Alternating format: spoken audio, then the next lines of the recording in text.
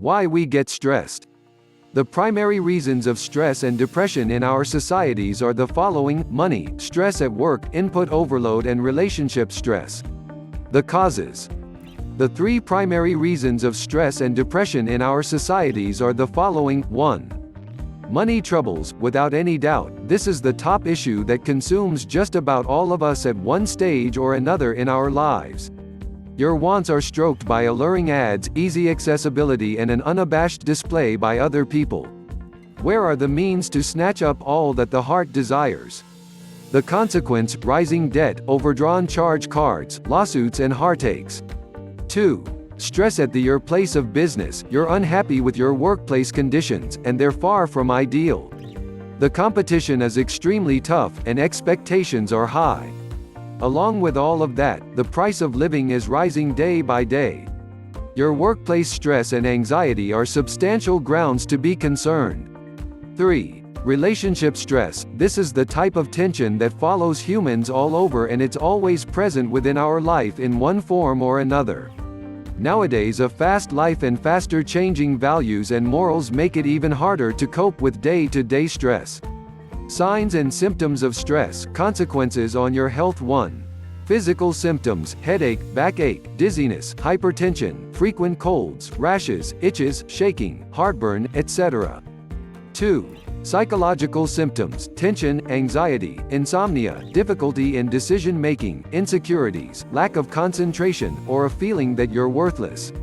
3. Behavioral symptoms: socially withdrawing, unreasonable use of alcohol, taking drugs, gambling, lack of social interaction, ignoring appearance, or ignoring whether or not you are prompt. While a few individuals can simply manage the demands directed at them, other people are more likely to break down under the pressure.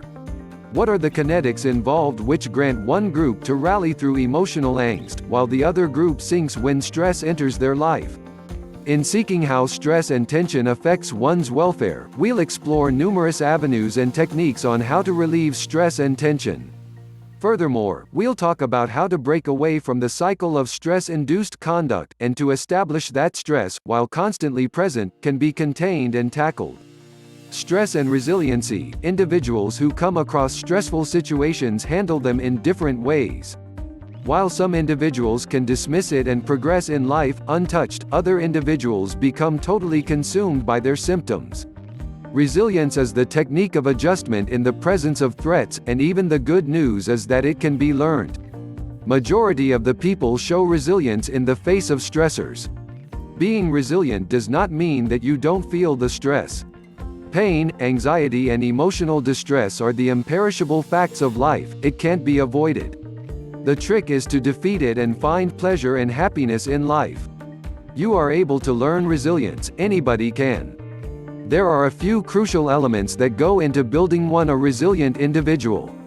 Following are some of those factors. Supportive relationships. It seems to be the most crucial factor. Having loving and supportive relationships assists you in building resilience in the face of hardships.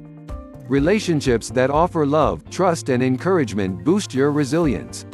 Taking critical action. It helps a good deal if you set goals for yourself and take steps based around a realistic plan. If you're used to just responding to the situations and are unable to look beyond the stressful position you face, it's definitely going to add stressors in your life.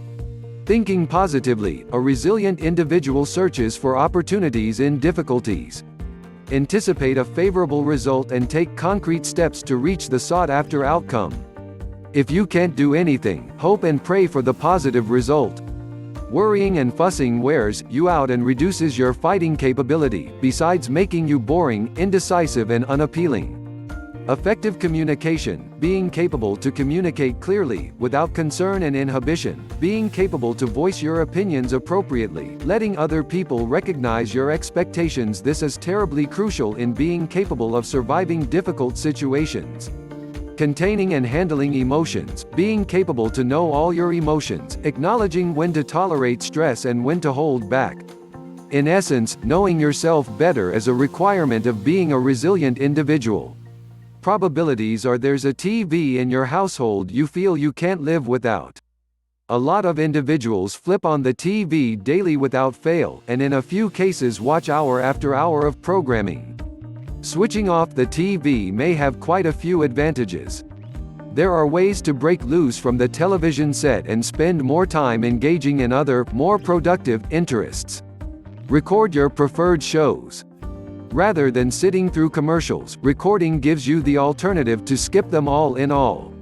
Additionally, if the show is atrocious in the first place, you are able to fast forward to see if it's going to become any better, instead of having to sit and wait through the total show. Think to see if the shows are worth it, or if you're just looking on out of tedium. For 1 week, bring forward the self-control to give up viewing the shows that you watch on a regular basis. You will know at the end of the week which shows to go forward watching and which shows were not significant enough to watch over again. Chances are you will have at least 1 or 2 shows to do away with from your viewing schedule per week. Discover a fresh hobby. If there's something you are passionate about doing, there's a probability you would be willing to switch off the TV in favor of working on that hobby. Schedule dates with other people for times when you are normally watching TV. Whether it's having a fellowship night at home or going to a weekly dinner with acquaintances, you are less likely to be in front of the TV if there's someplace else to be and a commitment you've made to others. Think about enrolling in a workout class or a different type of course that will make sure to keep you out of the house. Get out and exercise. The advantages of heat, possible weight loss and being active far outbalance sitting in front of the TV. Get into a workout routine during the time when you'd commonly be watching television programs.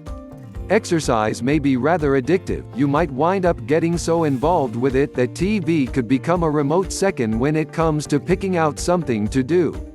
Watching too much TV may make you feel a little brain dead, says a new study, and it may also take years off your life. The more time you spend watching television, the higher your risk of dying at an earlier age, particularly from heart conditions, researchers found. The subject area followed 8,800 grown-ups with no history of heart condition for more than 6 years.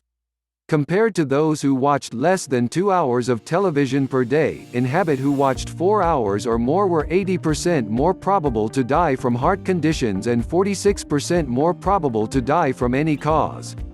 Altogether, 284 individuals died during the study. Each extra hour spent in front of the television set expanded the risk of dying from heart conditions by 18% and the total risk of death by 11%.